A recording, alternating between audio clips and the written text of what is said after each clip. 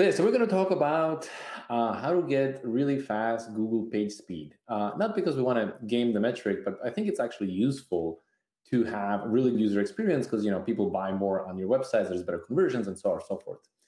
And if you look at existing websites, they're all JavaScript first, and then they think about how to do HTML rendering on a server side. And so we want to flip this around. I want to talk about HTML first and then JavaScript last. So a bit of introductions, which was already talked about, so I'm going to skip this. Who we are at Builder.io, we have a visual headless content CMS system, basically allows non-engineers to go and edit the homepage so that the engineers can focus on fun things like building shopping carts or checkout flows or something of that sort, and they don't have to worry about like what the sale is today or tomorrow or things of that sort. Today it's mostly for e-commerce, but we really are trying to make this available for just about anybody to use it for a no-code platform for building applications. Okay, so what is our goal? Our goal here is to make it as fast as possible to have time to interactive for application. And a good proxy for this is a Google page speed. So I'm going to talk a lot about that. And actually Google page speed in the future is going to affect SEO rank. So people should have a lot of interest in making sure they get good numbers. And of course, speed is money. Everybody knows that. And so that's our goal here. Now, if you look at the industry, you will discover that even the companies that have tons of time and effort they can put into it, like Amazon, they're only getting like mid-60s, right? Most companies are in the low teens and 20s and 30s. It turns out this isn't an exception. I didn't cherry pick these. These are kind of the best in the breed, and this is what they get. And the reason for this is because all of them, this is not a problem with any particular company, or this is not an issue with any particular engineering team trying to build something in a suboptimal way. This is actually, if you look at our technology stack, the way we build applications, everything about them says to make it slow. And this is the kind of story that I want to talk about. So Qwik is rethinking basically what a framework is and how it should work so that no matter how complicated of a page you built with it, it will always have 100 out of 100 on mobile, not just on desktop, but on mobile, right? And so those are some pretty high constraints that we have to hit. And today I wanted to show you how Qwik works and how do we achieve this particular goal. So the thing is, the current generation of frameworks really don't help here. And it doesn't matter which framework you choose, whether it's React, Svelte, Angular, and Vue, and some of them it's my fault, so I apologize. All of them actually have the same exact problem. And here's the problem in a nutshell. And the problem is that you server-side render HTML, and you send it to the client, and the client has to perform a bootstrap, right? So the goal we have here is to get into an interactive state where we can go and edit and interact with the application, click on a shopping cart, click on a product, see the details, rotate the product, or what have you. The problem is, in order to have an interactive site, we need to figure out where the listeners are. And the listeners are embedded inside of the templates. So we first have to render the application. This is called the reconciliation step, right? Where you rerun the render code and you figure out where the listeners are and you reattach the listeners so that when the user interacts with the application, it can just continue running where it left off. So in order to do that, we need to render the application. But in order to render the application, we need to actually get to the state of the application. And of course, we need to have all the code for all this. So really what happens is you have this super fast server-side render, you get to the bootstrap, and now the browser is downloading tons of code and executing all kinds of stuff. Like there's huge amounts of work which on mobile can take multiple seconds to perform just so we can compute the state, run the re-render, and finally attach the listeners. And hopefully if we do our work right here, the user won't notice anything, and they will see the same exact thing they have seen before. But all of the existing frameworks are in this category. And I call this particular thing replayable because the client or the framework on the client has to replay all of the work that the server just did, right? On the server, we have computed the state, we have called the render function, we produced HTML, we then ship it to the client, and on the client, we then replay everything that the server just did over again. So Qwik is a bit different. Qwik is resumable. And the way the resumability works is that the server side runs the code and executes and produces the HTML, but into the HTML we embed information about the state of the application, where the listeners are, and basically everything else that the application needs, so the application can just resume, in other words, continue where it left off. And while the bootstrap in this particular location requires us to download this humongous piece of code that is proportional to the complexity of your website, right? As your web application becomes more and more complicated, more and more code has to get downloaded here. Qwik has a super tiny bootstrap. The bootstrap is less than a kilobyte, and it takes less than a millisecond to execute. I mean, these numbers are just amazing, right? Like the bootstrap of Qwik is so tiny, we actually inline it into the index HTML that the page gets sent to, so that the browser doesn't have to make another request. Now, the interesting thing about Qwik is that the Qwik can bypass everything and go directly into interactive state. This 1 kilobyte in less than 1 millisecond allows us to go straight here into the interactive state, completely bypassing the update and render and so on. Now, if you go ahead and interact with the application, obviously we have to download some more code, and this is what this arrow represents. And then as we download code, we can update it, render it, and interact with it. However, while in this world, the arrow here is huge because we have to download the whole application essentially. Everything that's visible on a page has to get downloaded here. In the Qwik world, each component is independent. And not only is each component independent, each component is further broken down to its rendering, its handlers, its creation, and so on. And so the amount of code that has to get downloaded here, it really depends on the complexity of the interaction. So if you, for example, are on the e-commerce website and you click on a product details, which just updates the image from image A to image B, then the only thing you need to download is the code that knows how to re-render the component. There's no need to download the shopping cart or the menu system or anything like that. Whereas in the replayable world, you have to really download everything, the menus, the shopping cart, everything that is available in the code up here, you have to download. So let me show you what this kind of looks like in typical frameworks. So I think there are 3 different ways of thinking about it. I'm going to just call it monolith, the island, and I'm looking for a better name here, but I'm just calling it micro island for now. Oops. So let's look at the top. So at the top, these are the standard frameworks that we are very familiar with. The way this works is that you server-side render the HTML and you send it to the browser. And so the browser immediately renders your application. It looks something like this. And this is perfect. It shows the user exactly what they want. It's super quick. It can be served out of the cache. Everything's great, except that you can't interact with it. And so the first thing the browser does is it goes back and starts downloading the JavaScript behind this. And once the JavaScript gets downloaded, it has to get executed. And so this allows us to bootstrap components. Now notice what happens. If the developer is trying to be smart, tricky, or clever, rather is the correct word, they can put lazy loaded boundaries here. Like they can say like, oh, I'm going to make the situation better. I'm going to lazy load this component, and that component on the bottom. Actually, none of this stuff helps. Actually, it makes the situation worse, because as long as the component is visible on the page, you have no choice but to download and execute it and rehydrate it. So the framework then comes across all these lazy loaded boundaries and has to make another request to the server to go fetch the code for the lazy loaded components. And then finally, it can finish rehydrating your application. And now in this state, you can go and interact with it. But notice what's happening. The more complicated the application, the more components you have on a page, the longer the page becomes, the more code you will have to download and execute. And so this is a big problem, and this is the reason why the frameworks out there, or rather, why people are trying super hard to make the page speed ranks as good as possible. So here comes another way of thinking about it. And this is Island, and this is popularized by Astro. What Astro does is it breaks your application into these yellow boxes, as you can see here. And I've already clicked on one of here. And what happens is that the yellow box is an island. It's an independent application. And when you interact with this island, it loads the whole thing end to end.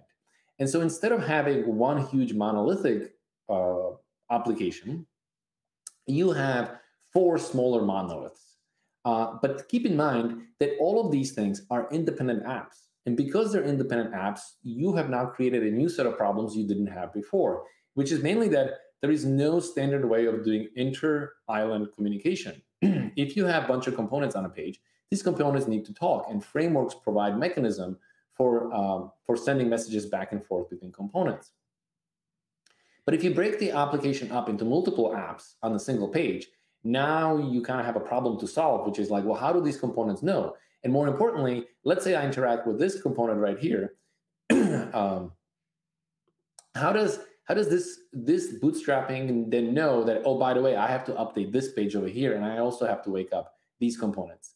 So while this is certainly a step in the right direction, it doesn't actually solve the problem fully. So now let's look at how Qwik does this.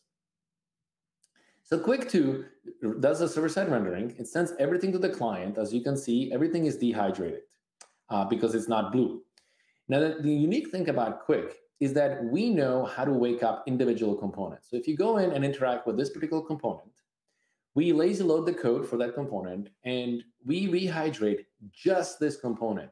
Now, notice an important thing that's happening here.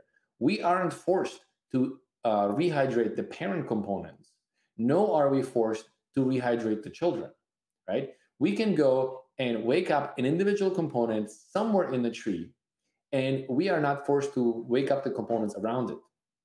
So this is a very important property, and I call this out-of-order component rehydration, because it doesn't matter in which order the components wake up, they have to do their thing. Now, there's another important thing that we have to do, which is that oftentimes when you interact with a component, let's say I'm going to interact with one of the components here on the bottom, what needs to happen is another component needs to get awoken. So even though I didn't directly interact with this component, interacting with one of these children causes a secondary effect that another component has to get woken up. So Qwik understands the relationship between all these components and knows the order in which to wake things up and which in the order in which to bring this together. Now, this is useful because typically, a user will interact with your components here, or maybe they'll add something to the shopping cart, or they will go to the menu system, but they will never do everything at the same time. And even if they do, it will take them a while, and so it gives you plenty of time to download all of the pieces. And there are many pieces, for example, this layout component, which is this large component here or over here, which actually have no interactions. And as a result, the user actually will never, ever interact with them, and therefore will never, ever download the code with it. So Qwik basically does what Astra tries to do, but all the way through. So now let me show you how this works in practice, and we can go to some questions and answers. So here is a standard to-do app. Let me just make it a little bigger here so that people can see. Okay. This is HTML sent from the server. Okay, this is HTML sent by the server, and no code actually got executed except for the bootstrap on the client. This bootstrap is this quick loader right here. As I said, it's about 1 kilobyte. This to-do.js, you can just ignore. This is a little trick I'm doing right now until a particular thing on a server starts working. So just ignore this, pretend it's not there. And the thing is, we are going to get the state of the application serialized, as you can see here. So, each object has some ID and it has some properties. And notice these objects are actually nested. So this particular object, the items actually is a pointer to this set of items, which are pointers to yet another set of items, and so on. Now, if we look at a particular component, and I know this is a component because it has a QRender method, what you have here is a URL that tells the system where to go and download more code in case it decides that this particular component needs to be rendered. But more importantly, it has a property here that says, hey, this particular to-do has an input called to-dos, and it has a reference to this object. Let me show you this on the server code right here. So here is our to-do app, and we have said that we are going to take an input. This is basically our props, a to-dos. And then we will be able to use these to-dos to render the header, main, and footer. And you can see that over here that this object ID, 78B3, then gets passed into the header, the main, and footer, and it gets passed in as right here. So you see the to-dos and so on and so forth. Now, pay attention to what happens to the script tag over here. As soon as I start interacting with the application, the framework wakes up and consumes the script tag. It basically reads it and says, all right, this is all the state of the application, and it distributes the state throughout the DOM. Now, it didn't wake up anybody. The only component that got awoken is the header, because the header was the only one that executed. Let me show this again. When I start interacting with the header, you will see that the header was re-rendered, right? So the header is the only component that the system knew it had to wake up. Now, we can do a couple of interesting things over here. We can get a hold of the header, which I'm holding right here, and I can look at it, and I can get the props. And one of the things the framework knows how to do is it knows how to serialize the props into the HTML. So if I say props test equals 1, 2, 3, notice I have added a property 1, 2, 3 into the DOM. And this is how the serialization works. And I can add complicated objects and so on. So if I have a complicated object I want to add, notice it generated an ID for me and it automatically just added to it and did the serialization and persistence for it. Now we can also read the object test over here. I'm sorry, not test, to-dos. And that shows us the to-dos we have, but also we can read the state of the object, which is under a special location. And this particular state will have a text, as you can see. And what we can do is we can actually set a text new item. And notice when I hit enter, watch what happens to the UI over here. The framework is fully reactive. It understands these things and knows how to update things. And this is super, super important, because if the framework wouldn't be reactive, then the only choice we would have is to re-render the whole thing from the beginning to the end. Whereas the reactivity is what gives the framework the ability to know which components care about a particular information and only re-render the components that matter. And the way this is done is that when you look at the object, you can see that this particular component has just this one object. If we go to main, you can see that the main actually has more than one object that it's interested in. But not only that, what you can see is that there's exclamation points in front of it. And these exclamation points tell the system that, hey, I'm actually interested in this object. In other words, if you go and modify this, you're going to have to wake me up and let me know about it, and I'm going to have to do some work. So if you look at the way the to-do was written, the to-do simply just passed information to the children, right? In other words, this component never ever has to get re-rendered unless you actually change the reference to to-dos. If you actually change the content of to-dos, this component never has to get re-rendered. And that's kind of the point. We don't want to have to re-render the to-do because, well, that's just dead code. It's just like the Chrome of the application. So now watch what happens when I hit enter over here. When I hit enter, it knew how to re-render the main, and it knew how to re-render the update. Oh, by the way, before we go there, I'm going to show you why the system knew how to do that. The reason the system knew how to do that is because there's a property called here onKeyUp. This is what prevented us from having to download everything and figure out where the listeners are, because we were able to serialize the listeners directly into the DOM, and we provided a URL, a symbol to load from that URL, so that we can go ahead and download it. I think I've talked enough. I could talk for a lot longer, but I think I'm out of time. So I'm going to open it up to questions, and we will just answer them. We have a lot of questions from our people who are watching us. So thank you for the presentation. Martin, maybe can you start with the people upstairs? Yeah, sure. I saw that Sergey had a question. So Sergey.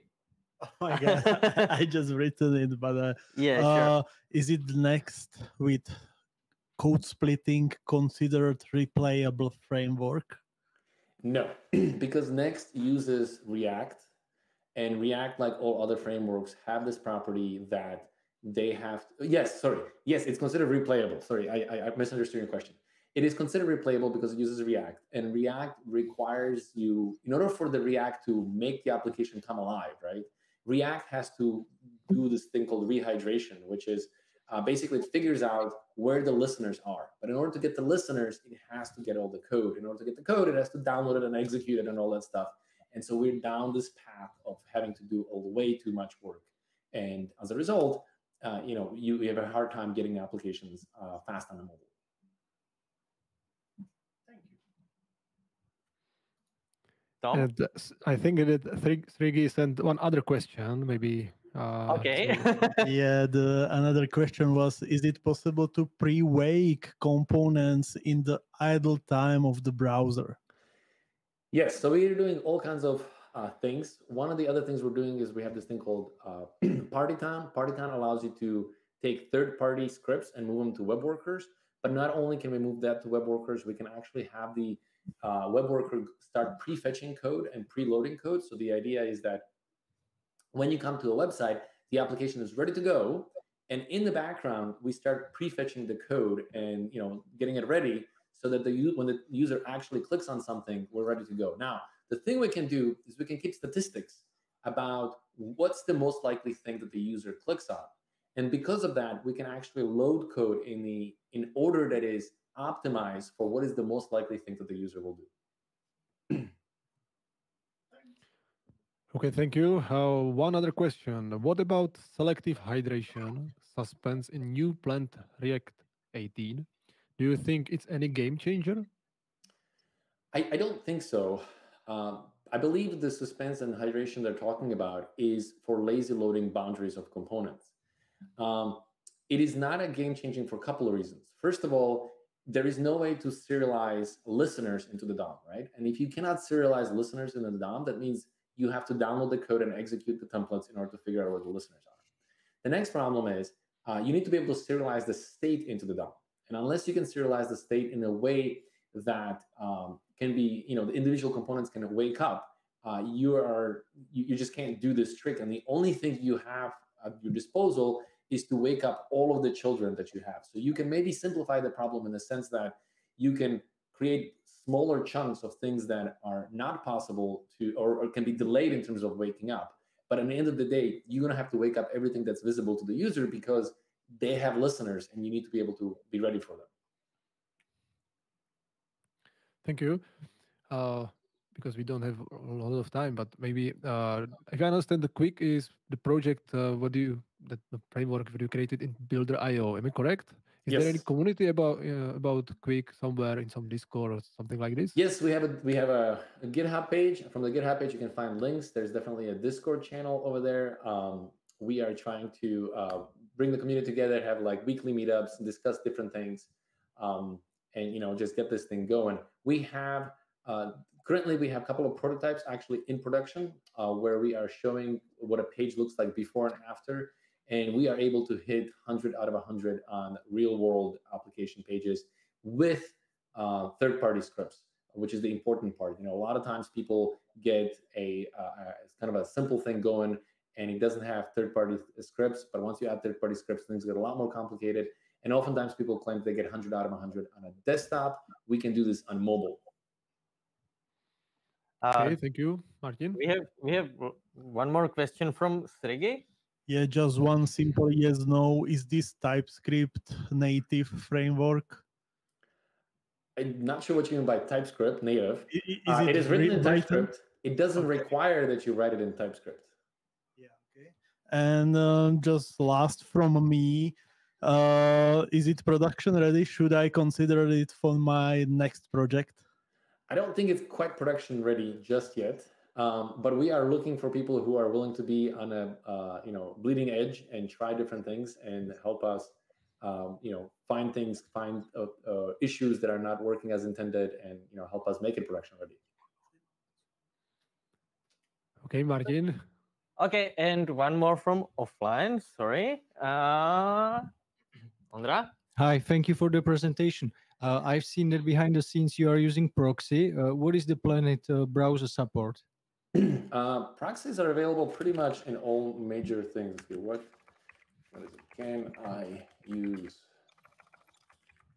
Proxy? Here we go. So as you can see, Proxy is well supported just about everywhere. Okay. Tom, anyone? Some question from online world? Maybe the last. How can I reach you? So, if Twitter, someone- Hevery. Okay. You can So- also get on a Discord channel from the GitHub repo. You can find the link to the Discord channel there. And then there's a community over there, and you can reach me there as well. Perfect. So thank you very much. Can we add one more question? Okay. Sorry. Okay, Ondra asked. Thanks. Could you please compare your approach with the new React 18 server components and client components? Yeah, so I've been trying to get some good documentation on server-side components that React 18 has. It is hard to find. The big difference here is that we have done a whole bunch of things around the fact that each component can wake up independently. And I don't see how React could do that or other of the existing frameworks, because there's lots of constraints that you run into. The server-side components is definitely an interesting thing that I'm watching closely, but I can't find actual proper documentation with examples that actually shows what it is. It seems to be a bit of a myth of like, yeah, we're working on this. It's going to be amazing. It's like, yeah, but can I see it? And I have last question. Do you like Czech beer? I do like Czech beer, yes. And Czech Republic drinks the most beer in the world out of anybody. It's quite impressive. And can you say the name of the best Czech beer? Oh, Kozel, Černý Kozel. Okay, we are really close. So next time when you will be in Czech Republic, you are invited to come to our office and we can grab a beer together. So, thank you. We'll definitely do that. Miško, thank you very much for your presentation. Thank you for your time and have a nice day.